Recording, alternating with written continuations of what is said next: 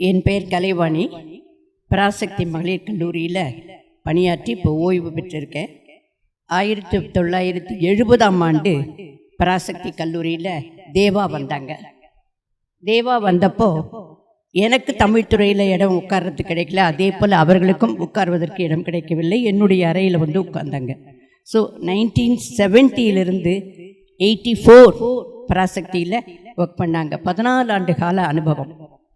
அவங்க வந்து சிரிச்ச முகம், அந்த சிட்டுக்குருவி குரங்குகிட்ட பேசுவாங்க.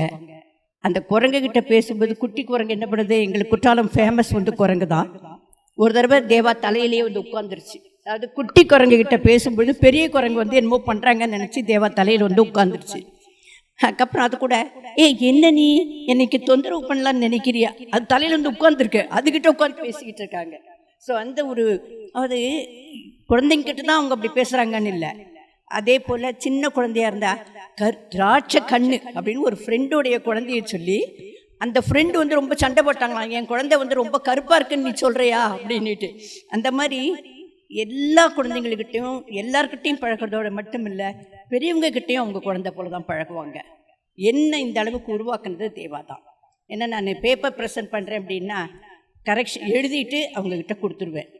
அவங்க என்ன ஏதுன்றத கரெக்ஷன்ஸை போட்டு நீ போய் ப்ரெசென்ட் பண்ணலாம், நீங்கள் நல்லா பண்ணலாம் அப்படின்னு சொல்லி என்னை என்கரேஜ் பண்ணது தேவா தான். ஸோ அந்த 50 ஆண்டு காலம் என்பது கணக்கில். ஆனால் அவங்க ரிட்டையர் ஆகி இங்கே வந்து செட்டில் ஆனப்போ கூட நானும் தங்கையும் வந்துடுவோம். வந்து அவங்க வீட்டில் இருந்து, நீங்கள் சொன்னீங்களே தயிர் சாதம் அருமையான இது, ஆனால் டேஸ்ட் பண்ணி கொடுப்பாங்க. என்ன யாருக்கு வேணுமோ அதை கட்டாயம் செஞ்சு தருவாங்க. அதே போல் அப்பாவோட இருந்தோம் நாங்கள் மேலகரத்தில் அந்த ஸ்டேட் பேங்க் காலனியில் அப்பா இருந்தாங்க. தேவாவுடைய அப்பா, நாங்கள் எல்லாம் இருந்தோம். ரொம்ப அருமையான நிர்மலி வந்து அங்கே படித்தா காலேஜில். அதனால் நிர்மலியை வந்து எங்களுக்கு இன்னுமே பழக்கம். அவங்க சொன்ன மாதிரி காட்டன் சாரி, அவங்க அந்த காட்டன் சாரியை சொன்னாங்க பாருங்கள், அப்படி தூக்கி போட்டு நடப்பாங்க. அவங்க கொடுத்த காட்டன் சாரி இன்னும் நான் வச்சுருக்கேன். எனக்காக ஒரு சாரி அவங்க கொடுத்துருக்காங்க. ஸோ நினைவுகள் இறப்பு என்றைக்குமே நான் சொல்லுவேன், ரொம்ப க்ளோஸாக இருக்கிறவங்கள தூரம் தள்ளி விட்டுரும். அதே போல் அந்த இறப்பு அன்னைக்கு எனக்கு முதல் நாள் சீனியர் சிட்டிசன் குரூப்பில் போட்டிருக்காங்க, ஆனால் நான் பார்க்கல. அடுத்த நாள் எனக்கு வாசுகி மெசேஜ் கொடுக்குறாங்க 9:30 மணி. நான் நிர்மலி ஃபோன் பண்ணி கேட்குறேன், மணி 9. அத்தை இப்போ நீங்கள் வந்தால் பார்க்க முடியாது, 11:30 மணி ஸ்லாட்டு கிடச்சிருச்சு. நான் எப்போ சொல்லுவேன், ரொம்ப க்ளோஸாக இருக்கவங்கள பார்க்க விடாது, கிட்ட இருக்கவே விடாது. அந்த ஒரு நிலை தான் அன்றைக்கி எனக்கு ஏற்பட்டது. இன்றைக்கும் எங்கே இந்த விழா எனக்கு கிடைக்கிது, மெசேஜ் வரலை, வாசுகி அனுப்பிச்சாங்க. நிர்மலிகிட்ட பேசும்போது அவள் இதை பற்றி ஒன்றும் சொல்லலை. ஸோ என்ன பண்ணுறதுன்னு எனக்கு தெரியல, டைம் தெரியல. நான் குற்றாலத்தில் இருக்கேன், எப்படா வர போகிறோம் என்னன்னு எனக்கு தெரியல, ட்ரெயின் வேறு லேட்டு. ஆனால் இந்த க்ஷணம் நான் இங்கே வந்து நிற்கிறேங்கிறது உண்மையிலேயே எனக்கு ரொம்ப சந்தோஷமாக இருக்குது. அழக்கூடாதுன்னு சொல்லிட்டாங்க. ஆனால் நினைக்கும் போது எனக்கு இல்லை, என்னுடைய சகோதரியை விட உடன்பிறப்பை விட அதிகமாக, ஏன்னா என்றைக்கும் அப்படி தட்டி கொடுத்து அவங்களோட வந்து பழகின நேரங்கள். என்னுடைய அம்மாவை வந்தப்போ நான் பார்த்துட்டதை விட அவங்க பார்த்துட்டு தான் அதிகம். அந்த டைமுக்கு அம்மாவுக்கு என்ன கொடுக்கணுமோ அதை கொடுத்து, எங்கள் அம்மா வந்து யூஎஸ்லேருந்து வந்தாங்க. வந்து குற்றாலத்துக்கு என்னோட ஸ்டே பண்ணுறதுக்கு வந்தப்போ நான் கவனித்ததை விட என்னுடைய கொலீக்ஸ் கவனித்தது தான் அவங்களுக்கு அதிகம். அந்த மாதிரி இவங்க இல்லை அவங்க இல்லை, அந்த சிரிப்பு சொன்னார் பாருங்க, அண்ணாமலை சொன்னார் இல்லையா, அந்த சிரிப்பு எப்பப்பார் அந்த சிரிப்பு தான். இந்த மதுரை தங்கச்சி, என் தங்க எனக்கு சமைச்சு போட வந்தப்போ மதுரைக்கு போவாங்க அவங்க, ராமகிருஷ்ணன் சார் எடுத்துட்டு போயிட்டு அந்த ஓடி வந்து ஒரு குதிச்சு உட்காருவாங்க. அது மறக்கவே முடியாது. ஏன்னா என்றைக்கும் இளமை, அந்த எண்ணங்கள் இருக்கு பாருங்க, என்றைக்குமே அவங்க இளமை தான், இன்றைக்கும் அவங்க இளமை தான், என்றென்றும் அவங்க இளமை தான் நம்முடைய மனசில் என்றைக்கும் இருப்பாங்க. அவங்களுடைய இதை ஷேர் பண்ணிக்கிறது எனக்கு ஒரு வாய்ப்பு கிடைச்சிருக்கு. உங்களுக்கு எல்லாருக்கும் நன்றி சொல்லி. அனைவருக்கும் வணக்கம். நான் 1989 முனைவர் பட்ட ஆய்வை மேற்கொள்ள கொடைக்கானல் அன்னை தெரசா மகளிர் பல்கலைக்கழகத்திற்கு ஒரு கடிதம் எழுதினேன்.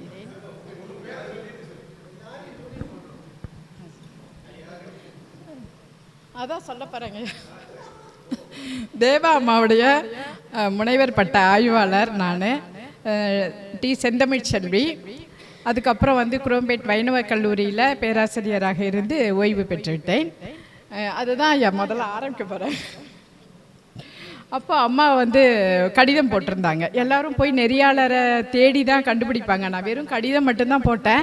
நெறியாளர் விபி தேவதத்தா அப்படின்னு போட்டு நேரில் வந்து சந்திக்கவும் கடிதம் வந்துருச்சு. எனக்கு ஒன்றுமே புரியல. அப்புறம் கையோடு கிளம்பி நானும் என் தந்தையோடு போனால் அங்கே மேடம் இல்லை, சென்னை போயிட்டாங்கன்ட்டாங்க. கொடைக்கானலில் எங்கே தங்குவது என்று எனக்கு ஒரு குழப்பமாக இருந்தது. அப்பொழுது எங்களுடைய சீனியர் அக்கா இங்கே வந்திருக்கின்றார்கள். அன்னை தெரசா மகளிர் பல்கலைக்கழகத்தில் மேடம்க்கு அப்புறம் துறை தலைவராக இருந்தவங்க டாக்டர் கமலி அக்கா. அவங்க வீட்டில் போயிட்டு அன்று இரவு தங்கினேன். அடுத்த நாள் தான் மேடம் வந்தார்கள். அப்புறம் நானும் என் தந்தையும் போய் சந்தித்தோம். அதுக்கப்புறம் கொஞ்சம் காலம் என்ன துறையில் நீ வந்து சிறுகதையா நாவலா எதில் உனக்கு விருப்பம், போய் நூலகத்தில் போய் தேடு அப்படின்னாங்க. எதையும் விடக்கூடாதுங்கிறதுக்காக அதை சொல்கிறேன். அப்புறம் நான் போய் கொஞ்சம் சிறுகதை புத்தகங்கள்லாம் எடுத்துக்கிட்டு வந்தேன். அப்போ சொன்னாங்க, நீ கும்பகோணம் கல்லூரியில் படிச்சிருக்கில்லம்மா, அதனால் மணிக்கொடி எழுத்தாளர்கள்லாம் அங்கே தான் நிறைய இருந்திருக்காங்க. அது சமீபத்தில் தான் பெண்கள் படைப்பில் பெண்கள் நூல் வெளிவந்த காலகட்டம் அது.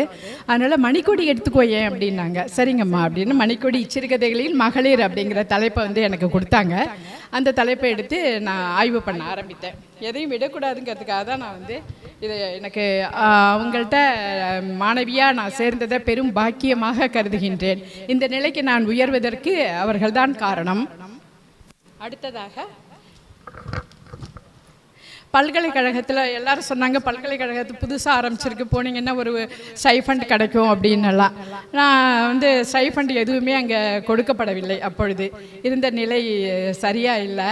அதனால் என்ன பண்ணாங்க, மேடம் கள ஆய்வு அப்படின்னு போட்டு எனக்கு நீ போய் செய்திகளை சேகரிச்சிட்டு வந்துடு அப்படின்னு சொல்லி எனக்கு அனுப்பி வச்சாங்க. சென்னைக்கு வந்தேன். மணிக்கொடி எழுத்தாளர்கள் சிட்டி பேக்கோ, சுந்தர்ராஜன், சிசு செல்லப்பா எல்லாரையும் சந்தித்து மணிக்கொடி இதழ்களை நான் சேகரித்தேன்.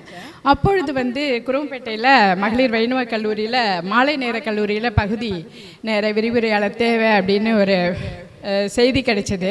இப்போ நேரில் போய் பார்த்தப்போ வகுப்பெடுக்க சொன்னாங்க. அங்கே துறை தலைவர் கலாக்கே தாக்கர் மேடம். அவங்க வந்து என்னம்மா பண்ணிகிட்ருக்கீங்க? நான் வந்து தேவதத்தா மேடமோட ஸ்டூடெண்ட்டு அப்படின்னு தான் சொன்னேன். அவ்வளோ தேவா ஸ்டூடெண்ட்டா அப்படின்னு அப்படியே மகிழ்ச்சியாக என்ன பண்ணாங்க, முதல்வர்கிட்ட அழைச்சிட்டு போயிட்டாங்க. முதல்வர் மேடம் வந்து கேட்டாங்க, தேவா ஸ்டூடெண்ட்டா? தேவாவா? ராஜி கிச்சன் தெரியுமா அப்படின்னாங்க. அவங்களோட ஃப்ரெண்டு தானே அவங்க அப்படின்னாங்க. ஆமாம் மேம் அப்படின்னு. அப்புறம் வகுப்பெடுக்க சொன்னாங்க. அதாவது தேவதத்தாங்கிற அந்த பெயரே எனக்கு வந்து ஒரு ஆதார் கார்டு போல் ஒரு அடையாளத்தை எனக்கு ஏற்படுத்தி கொடுத்து மழை நேர கல்லூரியில் ஒரு பணி வாய்ப்பை ஏற்படுத்தியது. அதன் பிறகு அதே கல்லூரியில் வந்து ரெகுலராக பகுதி நேர இதிலிருந்து நான் வந்து பேராசிரியராக உயர்வு பெற்றேன். என்னுடைய ஆய்வேடை முடிக்கின்ற பொழுது தட்டச்சு செய்வதற்கு ஜெயக்குமார் ஐயா வந்திருக்காங்க. அவங்க கிட்ட தான் கொடுக்க சொன்னாங்க அம்மா. ஐயா வந்து சிறந்த முறையில் வந்து தட்டச்சு பண்ணி எனக்கு கொடுத்தாங்க. சகோதரி பகவதியும் வந்திருக்காங்க. அவங்க வந்து எனக்கு அந்த திருத்தமெல்லாம் செய்து அப்பொழுது கொடுத்தாங்க.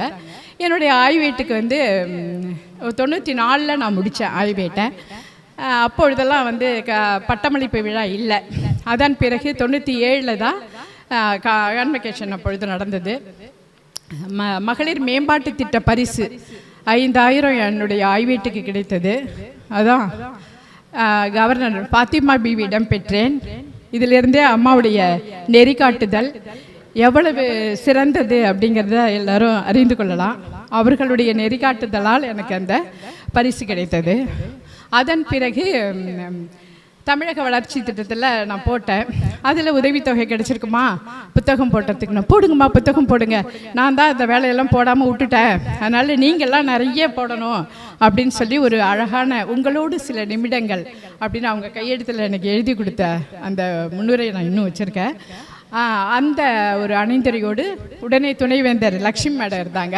அவங்க வீட்டுக்கு என்னை அழைச்சிட்டு போயிட்டு அந்த ஃபோட்டோவை தேடினா கிடைக்கலங்கய்யா, நான் அப்புறம் அனுப்பி வைக்கிறேன். மேடமோட ஒரு ஃபோட்டோ எடுத்துக்கிட்டோம். அப்புறம் மேடம் எனக்கு லக்ஷ்மி மேடம், விசி மேடம் ஒரு வாழ்த்துரை கொடுத்தாங்க. அதோடு நான் புத்தகத்தை வெளியிட்டேன். சிறந்த நூலாக அது கருதப்பட்டது. பகுதி நேரம் அந்த மாலை நேர கல்லூரியில் வேலை பார்த்த பொழுது கொஞ்சம் உடல்நிலை சரியில்லை. அப்போ உடனே டாக்டர் கிரிஜா இங்கே வந்திருக்காங்க. நான் மாணவி, ஆய்வு மாணவி அப்படின்னு எனக்கு கன்செஷனில் ராஜி மேம் அழைச்சிட்டு போய் டாக்டர் கிரிஜா கிட்ட என்னை வந்து அனுப்பி வச்சாங்க. அப்புறம் மேடம் யோகாலாம் எனக்கு சொல்லி கொடுத்து மருந்தெல்லாம் வந்து கன்செஷன் ரேட்டில் எனக்கு கொடுத்து அப்புறம் சரியாச்சு. அதாவது தேவா மேடமும் சரி, ராஜி மேடமும் சரி, அவ்வளவு அன்பான ஒரு உபசரிப்பு. ஒரு தன்னுடைய பொண்ணை போல் நாங்கள் வந்து மாணவி அப்படியா இல்லை, மகளாகத்தான் எங்களெல்லாம் அவங்க வந்து வளர்த்தாங்க. அவங்க 2 பேரும் காட்டின அன்பினால் தான் இந்த ஆய்வையும் சிறப்பாக முடிக்க முடிந்தது. வேலையும் அதே சமயத்தில் வேலையும் பெற முடிந்தது. என்னால் இந்த நிலைக்கு உயர்வதற்கு 2 பேரும் 2 பக்கமாக இருந்து எங்களுக்கு உதவி செஞ்சுருக்காங்க. அதை நான் இன்னைக்கு சொல்லணும். திடீர்னு ஆய்வு எழுதிட்டே இருப்போம், ஒழுங்காக எழுதலையா இன்னொரு தடவை போய் எழுதிட்டு வந்துடு அப்படிம்பாங்க. அப்புறம் இந்த காதை திருப்பி கையில் கொடுத்துருவேன் அப்படின்னு சொல்லுவாங்களே தவிர ஒரு நாள் கூட காதெல்லாம் திருவினதில்லை. என்னிட்ட கடிந்தும் பேசியதில்லை. அம்மா திடீர்னு கொஞ்சம் போகலாமா கடைக்கு அப்படின்னு பக்கத்தில் திருவான்மியூரில் இருந்து போய் விஸ்வதாரா கடைக்கு அழைச்சிட்டு போவாங்க. அழைச்சிட்டு போயிட்டு வாமா புடவைலாம் பார்க்கலாம், நீக்கு சில கலர் பாரு, நான் சில கலர் பார்க்குறேம்பாங்க. நான் ஏதாவது ஒரு கலர் பார்த்து வச்சுருந்தேன்னா அங்கேருந்து வந்து பில்லு போட்டு கொடுத்துருவாங்க. இன்று வரை அவர்கள் என்னிடமிருந்து ஒரு மாணவியிடம் எதுவுமே நான் வாங்க மாட்டேன், எதையுமே பெற்றதில்லை. அவர்கள் தான் எங்களுக்கு செய்திருக்கின்றார்கள். இதை வந்து நீங்களும் இதே மாதிரி ஒரு ரோல் மாடலாக இருக்கணுமா? ஒரு ஆசிரியர் என்பவர் எப்படி மேடம் சொன்னாங்களே அது மாதிரி ஒரு காட்டன் சாரியில் அப்போ தான் வந்து மாணவிகளுக்கு நம்மளை பார்த்து ஒரு மதிப்பு வரும் என்று கூறியிருக்கிறார்கள். என்னிடமும் மேடம் கொடுத்த புடவை இருக்குது. அந்த 80வது பிறந்த நாளைக்கு ஒரு புடவை எனக்கு கொடுத்தாங்க. அவங்க பக்கத்தில் அதை கட்டிட்டு வந்து அமர்ந்து அதோட இப்போ காமிச்ச ஃபோட்டோவில் நான் இருந்தேன். தேவா அம்மாவினுடைய கட்டுரைகள், பெண்ணிய கட்டுரை மேலும்ல வந்தது ஒன்று நான் சேகரித்து வைத்திருக்கின்றேன். 91 வந்தது. அதோடு அவர்களுக்கு நாம் எதுவுமே செய்யவில்லை. அதனால் அவர்களுடைய படைப்புகள், அவங்களுடைய ஆய்வுகள், அவங்க எழுதின கட்டுரைகளை எல்லாம் சேர்த்து அடுத்த புத்தக கண்காட்சிக்குள்ள அல்லது அடுத்த அவர்களுடைய நினைவு தினத்திற்குள்ள அதை நூலாக வெளியிட வேண்டும் என்பது என்னுடைய விருப்பம். அதற்கு வந்து நம்முடைய உயர்திரு அண்ணாமலை ஐயாவும் ராஜி ஃபவுண்டேஷன் கிருஷ்ணன் சாரும் மற்ற கவிதா மற்ற பேராசிரியர்கள் எல்லோருமே வந்து உறுதுணையாக இருந்து நூலை வெளிவிட நானும் சேர்ந்து அதை செய்ய வேண்டும் என்பது ஒரு வேண்டுகோள். எங்களுடைய உறவு ஆசிரியர் மாணவராக இருந்தாலும் அது தாய் சேய் உறவுதான். அரவணைத்து அன்பு காட்டிய தேவா அம்மாவிற்கு மகளாக அவர் மண்ணுலகை விட்டு பிரியும் நேரத்தில் அவருக்கு அருகிருந்து நான் வழி அனுப்பியது குருவுக்கு மாணவியாக நான் பெற்ற பெரும் பாக்கியமாக கருதுகின்றேன். வாய்ப்பிற்கு நன்றி.